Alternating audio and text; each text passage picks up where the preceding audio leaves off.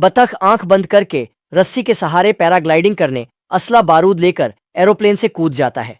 बीच में पैराशूट पेड़ की टहनियों में फंस जाता है। तभी बतख सेफ्टी हुक खोल देता है। सीधा ये दो मगरमच्छों के मुंह में जाने वाला था। बतख दोनों का मुंह सिल के भाग आता है। बाल बाल बच गया रे देवा। फिर एक छोटे से डब्बे को दबाता है तो अंदर से ट्यूब निकलता है। फिर ट्यूब फुलाता है और बैठकर जाने लगता है। पत्थर से बंदूक का मुंह ऊपर को हो जाता है। अरे दादा रे। फिर बहुत सारी बंदूकें एक साथ रीलोड होती है। बतख के ऊपर गोलियों की बौछार होने लगती है। तभी बतख की पूंछ दो हिस्सों में बट जाती है। ये क्या हो गया? दूसरी गोली से सर के बाल उड़ जाते हैं। बतख लहंगा उठाकर भाग जाता है। ज्यादा स्पीड होने के कारण झरने से नीचे गिर जाता है। आज मैं मर गया भैया। रस्सी फेंकता है जो एक पत्थर में अटकती है और पूरी 360 हड्डियों का दम लगाकर यह ऊपर आता है। लेकिन ये क्या दिया? बतख 360 हड्डियों का दम लगाकर झरने के ऊपर आ जाता है। लेकिन तभी एक सिपाही अपनी बंदूक से बतख का रस्सी काट देता है, जिससे बतख सीधा नीचे गिर जाता है। लेकिन इसका ट्यूब टहनियों के बीच फंस जाता है, जिससे उसके अंदर झरने का पानी भरने लगता है। बतख अपना जैसे तैसे करके बाहर निकलता है। बच गया साला। ट्यूब फूलकर बहुत बड़ा हो जाता है और बतख उसके नीचे आते आते बचता है। लेकिन बंदूक नीचे दब जाता है तो बतख बंदूक लेने वापस जाता है। बंदूक लेकर वहां से भाग जाता है। झरने का पानी बहुत ज्यादा होने के कारण ट्यूब बहुत बड़ा हो जाता है और बतख के पीछे पीछे आने लगता है।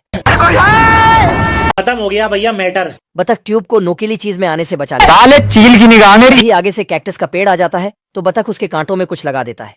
बड़े खतरनाक लोग हैं। लेकिन एक नोकीली लकड़ी से ट्यूब फूट जाता है तू गया बेटा, तू गया, देख तेरी औकात मैं दिखाता हूँ। और पानी बहुत ज्यादा होने के कारण बहुत बड़ा भूचाल आ जाता है। बतख फिल्मी एक्शन में बचता हुआ आगे बढ़ता है। एक बड़ा पत्थर गिरने की वजह से जमीन में दरार पड़ जाती है, लेकिन बतख की टांगे छोटी पड़ जाती है और वह नीचे गिर जाता है। रोम रोम भाइयों। गिलहरा भाग कर आता है तो इसे एक बड़े पंजे का निशान दिखाई देता है। अपने पंजों से उसका साइज नापता है, फिर भाग कर जाता है। भाई को पेड़ से नीचे गिराता है और इसे बताता है, लेकिन यह साला इसका मजाक बनाने लगता है। फिर एक पेड़ की टहनी तोड़कर उसके गले में फंसाता है। फिर उसे वहां ले जाकर पंजे का निशान दिखाता है। निशान का पीछा करते करते जाते हैं तो इन्हें एक घर और गाड़ी दिखती है। दोनों दो फटाफट जाकर घर के अंदर चले जाते हैं। अंदर बतख घोड़े बेचकर सो रहा होता है। गिलहरी ने बतख का आंख खोला तो बतख सपना देख रहा होता है। गिलहरी ने बाहर को देखा तो इसका भाई गाड़ी के हॉर्न में उछल कूद कर रहा होता है। फिर अपना भी जाकर दोनों दो आवाज से बतख जाग जाता है और दोनों में से एक को पकड़ लेता है। तभी साल दूसरा जाकर बतख का पांव काट लेता है। दोनों वहां से भाग जाते हैं। बतख जैसे ही नदी में गोता लगाने जाता है, गिलहरियां लकड़ी आगे कर देती हैं। बेचारे बतख का थोपड़ा सूज जाता है। साले चील की निगाह मेरी। फिर थोड़ा पीछे जाकर तेजी से आता है, लेकिन गिलहरियां इसकी दिशा मोड़ देती हैं। बतख जैसे ही गोता लगाता है, उड़ता हुआ अपने झोपड़े के ऊपर टपकता है। अरे दादा रे। फिर दोनों गिलहरियों को पकड़ता है और मेरा बाप बदमाश था, मैं बदमाश हूँ। इन्हें ले जाकर गाड़ी के हॉर्न में डालता है।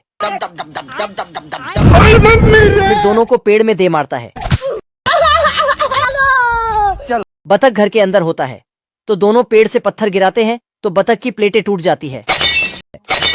बतख गाड़ी ले जाकर पेड़ से भिड़ा देता है। इनका पेड़ जमीन में लेट जाता है। बतख जैसे ही गाड़ी से नीचे उतरता है, दोनों गिलहरियां पेड़ से नीचे उतर जाती हैं। तो बतख बाय बाय। ओहो।